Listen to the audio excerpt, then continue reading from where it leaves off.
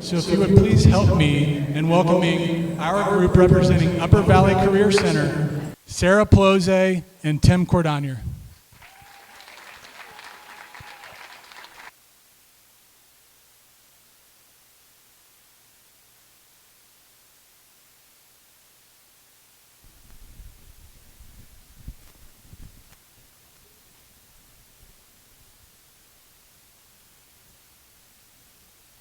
We see the beauty of learning through serving our community. I experienced this firsthand during a volunteer trip with my students. We were asked to do pedicures on veterans who served our country. What I saw that day was amazing. I saw students who were once fearful of communicating with others engage in conversation to learn about a person's story. I saw empathy in their hearts as they shed tears caring about a person's life. The veterans were grateful for the care that they received, and my students, their lives changed because they learned what it was like to care for others.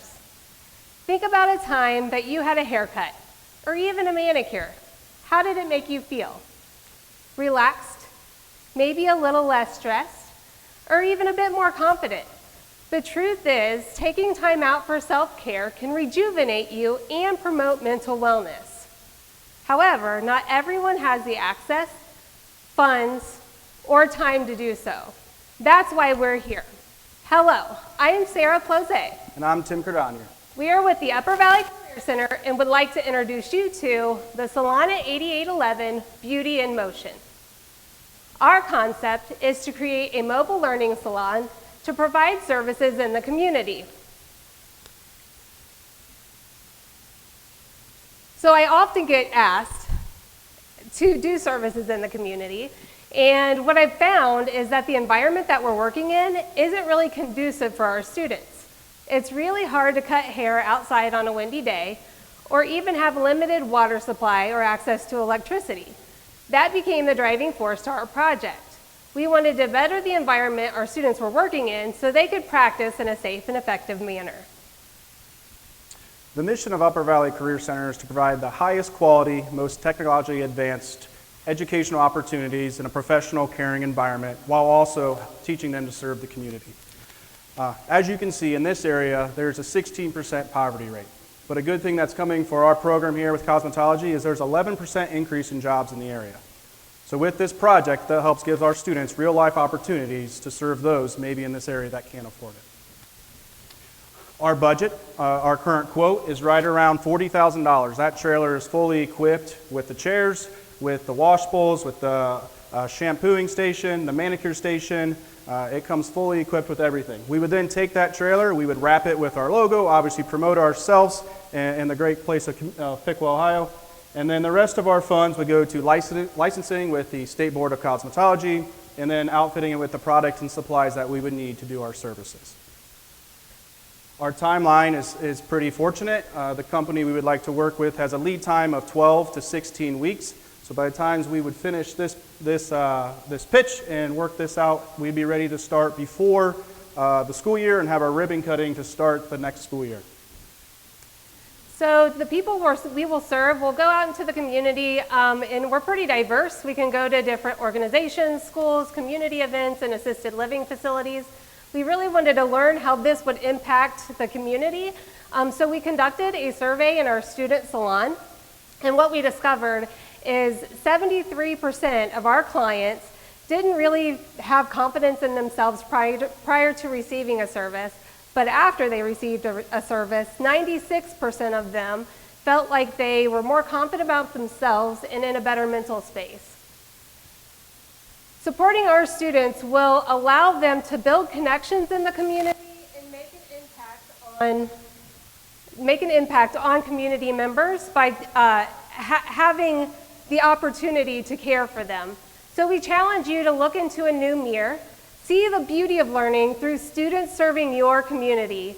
Support the Salon at 8811 and allow our students to have the opportunity to make an impact on others. Thank you.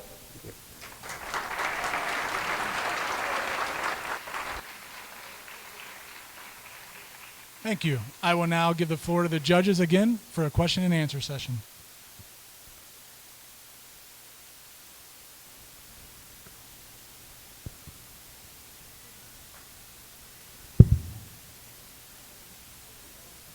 many people?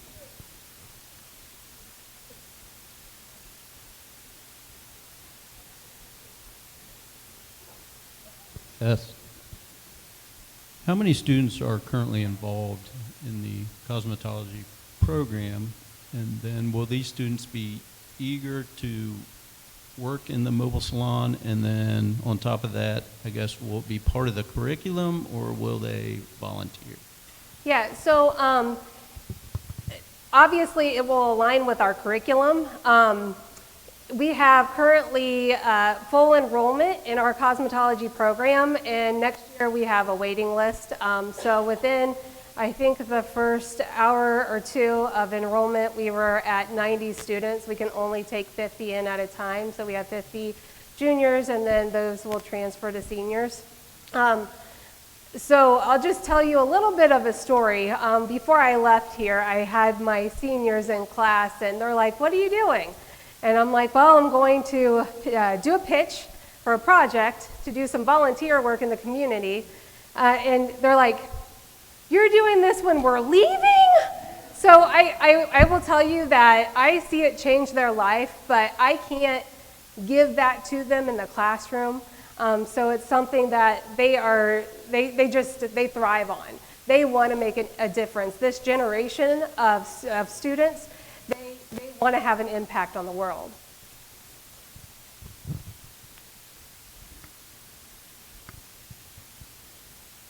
Are there other services similar to this already in the community? And if so, how do you see your offering relating to those?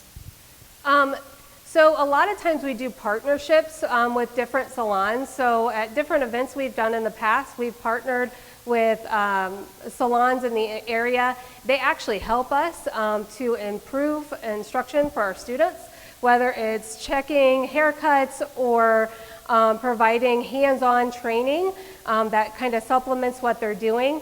It's a really good partnership because then that in turn leads to employment opportunities at their salons. So that's why they want to help us, and we want to help them, and we want to, make those connections so those students have employment when they get out of school. So folks in the audience know anything that has to do with it, all that. I see that there's a startup cost there. What's your plan for your Yeah, we already have a trailer that we use more for our trade and industry programs. So we've been doing this for several years already, and we are willing to obviously keep the funds there to keep that up to date, best technology, and we can go out to middle schools, other schools, and already do those construction and robotics and things like that. So that's kind of just adding to our armor of things we have to bring. So as a school district, we're willing to support that and keep that going.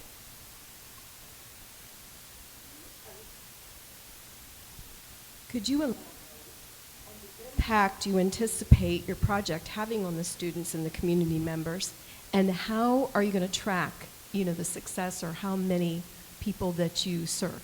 Yeah, so it's twofold. So we have a survey that they fill out as well as a sign-in sheet when they come in. So that'll be able to give us a good track flow of how many people that we service. One event we did 49 haircuts in a matter of 4 hours. It was pretty intense. It was so much fun, and I was so exhausted at the end of that day, but it was the best exhaustion I've ever experienced. But aside from that, so serving two purposes. One, enhancing our students' education so that they are more prepared when they enter the workforce. That success can be measured by industry credential attainment as well as their future employment opportunities. And then in turn too, just making an impact on community members and providing them care that they couldn't receive maybe otherwise, or they don't take the time to receive otherwise, to put them in just a better mental space and build their confidence. But we can find that out through surveys, having them complete those.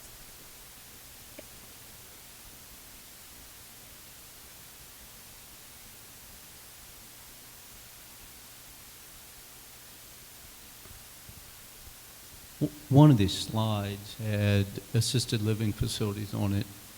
Is the trailer handicap accessible?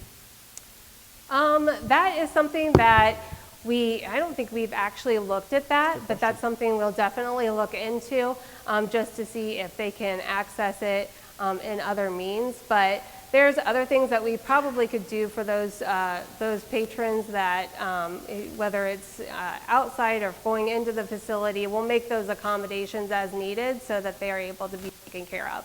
Great question. Thank you.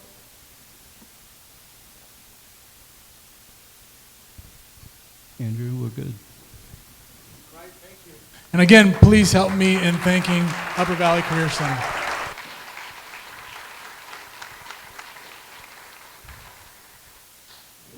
Our first runner-up, with 32 community votes totaling $816.19, combined with the judges' score to win a $5,000 grand prize, is Upper Valley Career Center.